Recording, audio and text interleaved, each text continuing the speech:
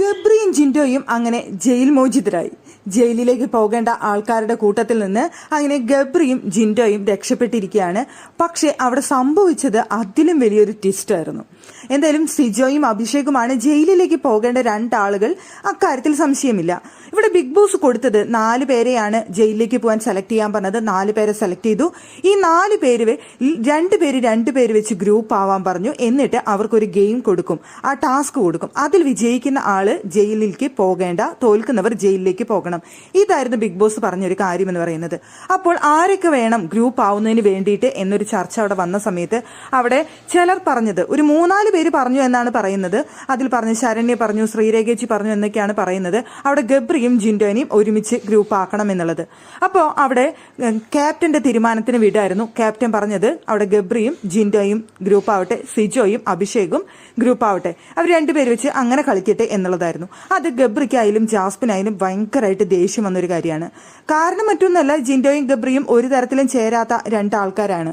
പക്ഷേ ജിൻഡോയ്ക്ക് ഏത് ഗെയിം വന്നാലും ജിൻഡോ ആത്മാർത്ഥമായി കളിക്കുന്ന വ്യക്തി തന്നെയാണ്. പക്ഷെ പലപ്പോഴും ഒറ്റയ്ക്ക് കളിക്കുന്ന ഗെയിംസിൽ ജിൻഡോയ്ക്ക് അവിടെ വിജയിക്കാനായിട്ട് കഴിഞ്ഞിട്ടില്ല എന്നുള്ളത് മറ്റൊരു കാര്യം. അതായിരിക്കണം അവിടെ ഗബ്രിക്കും ജാസ്മിനും വല്ലാതെ ഹേർട്ട് ചെയ്തു. അവർ പറഞ്ഞത് അപ്പം മനഃപൂർവ്വം തോൽക്കണം, അല്ലെങ്കിൽ ഗബ്രിയും ജിൻഡോയും ഒന്നു ചേരാതെ അവർ മനഃപൂർവ്വം ആ ഗെയിമിൽ തോറ്റ് അവർ 2 പേരും ജയിലിലേക്ക് പോകണം എന്ന ഉദ്ദേശത്തോടു കൂടിയാണ് അങ്ങനെ സെലക്ട് ചെയ്തത് എന്നാണ് ഗബ്രിയും ജാസ്മിനും പറയുന്നത്. പ്രത്യേകിച്ച് റസ്മിൻ അത് പറഞ്ഞത് മനഃപൂർവ്വമാണ് എന്ന് ഗബ്രി വിശ്വസിക്കുന്നു. ഇപ്പോഴിതാ ജാസ്മിൻ വിശ്വസിക്കുന്നു.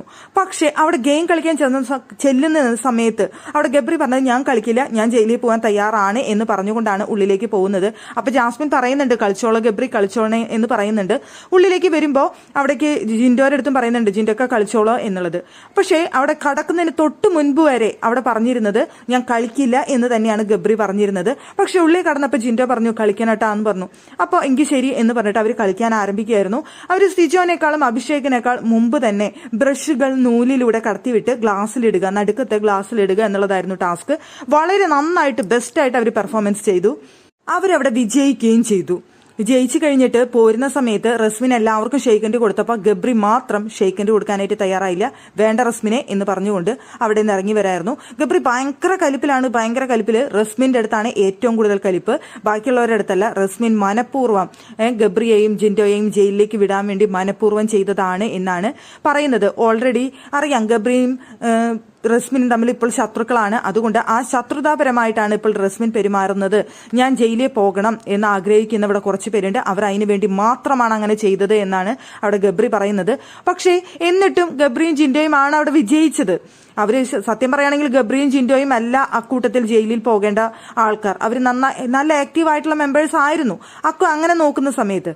അപ്പോൾ പിന്നെ അവർ 2 പേര് രക്ഷപ്പെട്ടു എന്ന് തന്നെ പറയാം. പക്ഷേ ഇതുമൂലം കൂടുതൽ ശത്രുതയിലായിരിക്കുകയാണ് ഗബ്രിയും റസ്മിനും. അതുപോലെ തന്നെ ജാസ്മിനും ഇപ്പോൾ റസ്മിന്റെ അടുത്ത് നല്ല കലിപ്പിലായിരിക്കുകയാണ്.